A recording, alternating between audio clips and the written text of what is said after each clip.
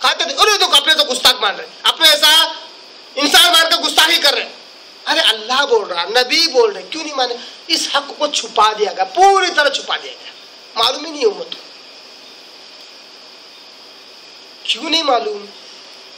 کیونکہ یہودیوں کے روش پر چل رہے ہیں، حق کو چھپا رہے ہیں. ایک مثال جو میں آپ کو زندہ مثال جو دینا چاہ رہا تھا، الحمدللہ ابھی کچھ دن پہلے حج کا موسم گزرا، بہت سارے لوگ حج کر کے آئے.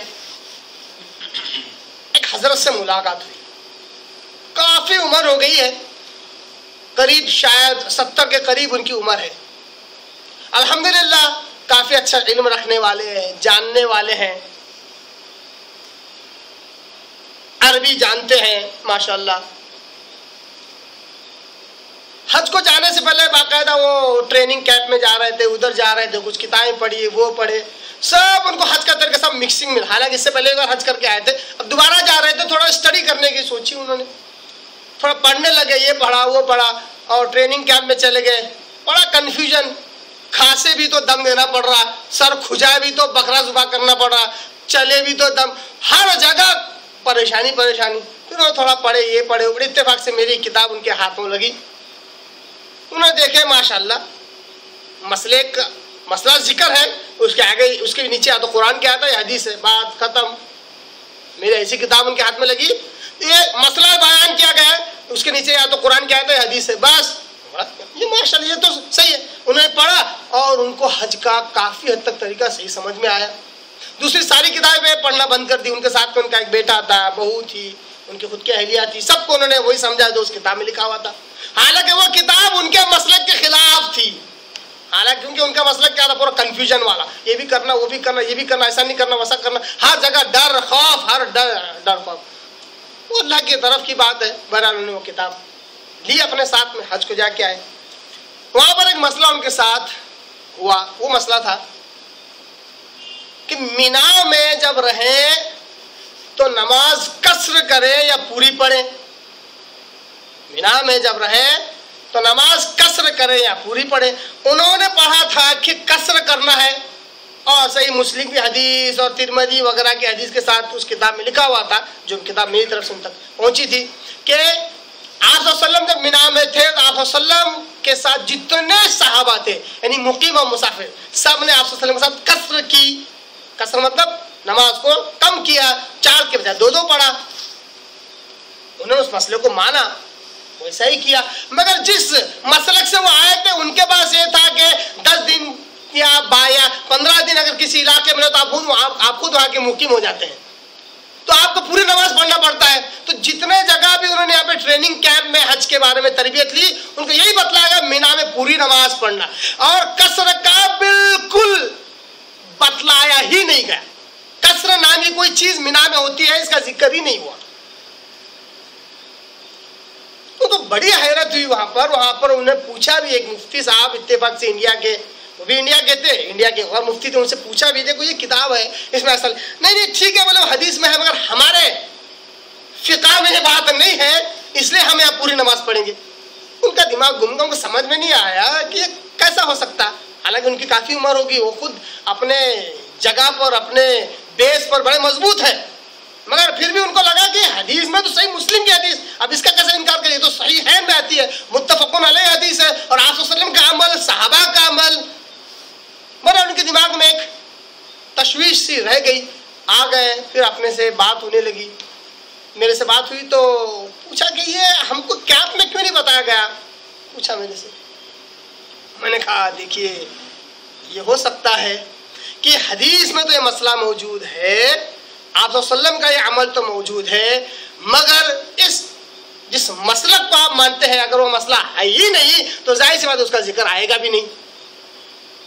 یہ کیوں ہوا ان کے ساتھ اس عمر میں؟ کتنا بڑا شوق لگے گا ان کو، کتنی بڑی حیرت ہوگی کہ پوری زندگی جس چیز کو مانتے مانتے میری گزری، وہاں پر بعض چیزیں ہے ہی نہیں جو حق ہے. یہ کیا، یہ تکتمون الحق، اس مسلک کے، اس فقہ کے ماننے والوں کے پاس یہ مسئلہ ہے ہی نہیں جو حدیث سے ثابت شدہ ہے، حدیث سے ثابت شدہ ہے. اللہ معاف کرے. ایک اور بات بتلا کر اپنی بات ختم کروں گا کہ جب ہم کہتے ہیں کہ دیکھو قرآن کی آیت میں مسئلہ ہے, حدیث میں مسئلہ ہے, تو شیطان ان لوگوں کے ساتھ چال چلتے ہوئے کہتا ہے, ان کو یہ سکھاتا ہے, اور شیطان کے سکھاوے پر یہ بولتے ہیں ہر حدیث پہ عمل نہیں کرنا, ہر حدیث پہ, حدیث حدیث رہتی, سنت سنت ہے, کیا بولتے ہیں. باقاعدہ انشاءاللہ اس پر ایک میرا پورا لیکچر, ایک پورا درس اس پر ہے, حدیث اور سنت میں فرق بول کر, 1 گھنٹے کا, آپ اس کو سنیے, کافی دلائل کے ساتھ میں نے بات رکھی ہے. آپ فی لوگ اشاروں پر بتلا رہا ہوں, ہر حدیث میں عمل کرنا ہی نہیں, پڑھے بھی تو آگے نکل جانے کا, نبی کا عمل ہو, صحابی کا عمل ہو, کیوں؟ کیونکہ وہ حدیث ہمارے پاس ہے, کیا دیکھنا اگر ہے تو وہ سنت بن جائیں گی, یا پھر اس پر اگر کسی عمل پر آپ صلی اللہ علیہ وسلم کا مداومت, کنٹینیویشن اگر مل جائے تو وہ سنت بنے گی, نہ تو نہیں بنے گی. تو سنت کی تعریف کے لیے استمرار شرط لگاتے ہیں, استمرار یعنی کنٹینیویشن, بار بار بار بار اگر ہو تو سنت, نہیں تو نہیں. تو صرف ایک حدیث ہے, کبھی بھی لو اس کو تو کبھی بھی چھوڑو, کبھی بھی کھیل تماشا کرو نعوذ باللہ اس کے ساتھ. جیسا میں نے ابھی کہا نا, صحیح مسلم حدیث, آپ صلی اللہ علیہ وسلم اور صحابہ نے حج, آپ صلی اللہ علیہ وسلم نے زندگی میں ایک ہی بار حج کیا ہے, ایک ہی حج کیا ہے, اس میں یہ صحابہ کے عمل مل رہا, اور آپ صلی اللہ علیہ وسلم کے عمل مل رہا کہ مینا میں قصر کی, اب ایک ہی بار مل رہا اور حدیث میں مل رہا, کیا ویلیو ہے اس کی؟ چھوڑ دو, سنت تھوڑی ہے, آپ صلی اللہ علیہ وسلم زندگی میں ایک ہی بار کیا, چھوڑ دیا گیا, استغفر اللہ. جبکہ اللہ تعالیٰ قرآن میں سورہ احزاب میں کیا کہتا ہے کہ یا الذین آمنوا, نہیں, لقد کان لکم فی رسول اللہ اسوۃ حسنہ, اے ایمان والو تمہارے لیے رسول کی زندگی میں بہترین نمونہ ہے. رسول کا ہر عمل تمہارے لیے, اٹھنا بیٹھنا سونا کھانا پینا تمہارے لیے بہترین نمونہ ہے, اسی کی اتباع اور تابعداری تمہیں کرنی ہے. نبی کا ہر عمل جب ہمارے لیے اتباع ہے تو کچھ چیزوں کو چھوڑا کیسے جا سکتا ہے. ایک لاجیکل اور بات سمجھ میں آنے والی ایک مثال دے کر میں بات ختم کروں گا کہ کیا حدیث و سنت کا مطلب یہی ہے جیسا لوگ بتلا رہے ہیں, اور اس امت کے علماء سو حق کو چھپا کر باطل کو بیان کر رہے ہیں, یہ حق کے اوپر باطل کا لبادہ اوڑھ کر جو پیش کر رہے ہیں, کیا یہ ایسا ہی معنی ہے؟ چلیے پوچھتے ہیں امام ترمذی رحمہ اللہ سے یہی سوال کہ اے امام ترمذی رحمہ اللہ, آپ کی نگاہ میں حدیث و سنت میں کیا فرق ہے, آپ کس کو سمجھتے ہیں؟ تو امام ترمذی رحمہ اللہ کا جواب یہ ملتا ہے ہمیں کہ دیکھو, میں نے بھی ایک حدیث کی کتاب لکھی ہے. کیا لکھی ہے انہوں نے؟ میں نے بھی ایک حدیث کی کتاب لکھی ہے جو کہ کتب ستہ میں 30 درجے پر آتی ہے. اس کو واقعتاً طور پر بیان کر رہا ہوں تاکہ بات سمجھ میں آ جائے, اور امام مسلم نے کبھی ایسا, امام ترمذی رحمہ اللہ ایسا نہیں کہا ہے, بیان کر رہا ہوں ان کی طرف سے بات کو سمجھانے کے لیے. کتب ستہ میں 30 نمبر پر آتی ہے, بخاری مسلم اس کے بعد 30 نمبر پر ہے ترمذی. تو کہتے ہیں میں نے ایک حدیث کی کتاب لکھی ہے جسے پورے حدیثیں لا لی, اور اس کتاب کا نام میں نے رکھا سنن ترمذی. سنن جمع ہے سنت کی, کہا اس کتاب میں پوری سنتیں جمع کر دی میں نے. ان کے حساب سے کیا جمع کی انہوں نے؟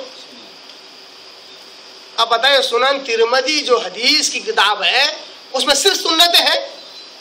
نہیں, اس میں تو آپ صلی اللہ علیہ وسلم نے ایک مرتبہ کلی کیا, وہ بھی آیا. اب کلی کرنا سنت ہے کیا نہیں ہے؟ آپ صلی اللہ علیہ وسلم نے کنگا کیا, سنت ہے کیا نہیں ہے؟ کئیوں اعمال آپ صلی اللہ علیہ وسلم کے جو آپ صلی اللہ علیہ وسلم شاید ایک ہی بار کیے ہوں یا صرف بولے ہوں, اب وہ سنت ہے کیا نہیں ہے؟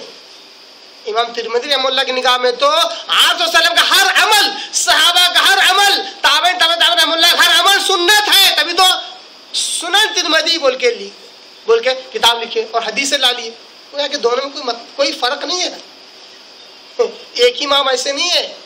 میں مشہور امام کے نام لے رہا ہوں, باقی کو تو بہت زیادہ ہے. عربی متن کے ساتھ آپ کے آگے سنت کی اور حدیث کی تعریف رکھ سکتا ہوں. آپ کے امام ابو داؤد رحمہ اللہ, انہوں نے بھی ایک کتاب لکھی, پوری سنت جمع کی ہے. اس میں کیا ہے؟ وہ سنن ابو داؤد. کیا ہے اس میں؟ حدیثیں ہیں. امام ابن ماجہ رحمہ اللہ ہے نا, ابن ماجہ, انہوں نے بھی ایک حدیث کتاب لکھی جس کا نام رکھا سنن ابن ماجہ, پوری سنتیں جمع کیے. ارے ان کو زیادہ سمجھ رہا کہ ہم کو زیادہ سمجھ رہا سنت کا مطلب, جس میں استمرار کنٹینیوشن پایا جائے, بار بار بار بار کیا جائے تو سنت. نہیں تو صرف معمول ایک حدیث ہے, کبھی مانو کبھی چھوڑو, یا سیدھا دوسرے فقہ میں ڈال دو, دوسرے مسلک میں ڈال دو, اپنی ہے بھی نہیں چھوڑو اس کو. استغفر اللہ, یہ تو ظلم ہے حدیثوں پر. اتنا ہی نہیں, امام نسائی رحمہ اللہ سنن نسائی لکھے انہوں نے, 4 تو بخاری مسلم چھوڑ دیے تو 4 سنتوں کی کتابیں ہیں جس میں صرف حدیثیں بھری ہوئی ہے. کہاں ہے سنت؟ کیسا پہچانیں گے کون سی سنت ہے اس میں؟ کیسا پہچانیں گے؟ یہ تو مثال ایسی ہو گئی کہ جیسے پینے کا پانی ٹھنڈا میٹھا پانی ایک پیاسے کو میں نے لا کر دیا، وہ پوچھ رہا ہے اس میں پانی کہاں ہے بتاؤ تاکہ اتنا ہی میں لے سکوں۔ کیا کہا اس نے؟ اس میں پانی کہاں ہے بتاؤ تاکہ میں اتنا ہی لے سکوں اور اپنی پیاس بجھا سکوں۔ میں نے کہا بے وقوف، جو چیز لا کر رکھی ہے پوری طرح پانی پانی ہے، لے اور اپنی زندگی سنوار، اپنی پیاس بجھا۔ لوگ کہتے ہیں نہیں اتنا بڑا سمندر ہے، اس میں وہ چاہیے جو ہم کو چاہیے۔ تمہارے دل پر اسلام نہیں ہے۔ جب ان ائمہ کرام نے سنتیں کہہ کے رکھ دی تو دیکھو، پڑھو، صحیح ثابت ہو جائے، عمل کرو۔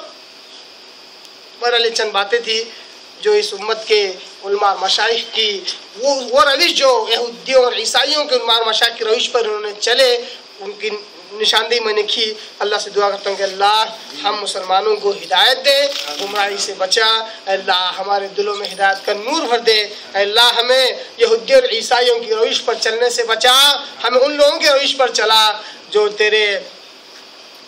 جو وہ بندے جن سے تو راضی ہوا، اور وہ تجھ سے راضی ہوئے، اور تابعین ائمہ کرام رحمہ اللہ ان کے نقش قدم پر اللہ ہمیں چلا۔ واخر دعوانا ان الحمد للہ رب العالمین۔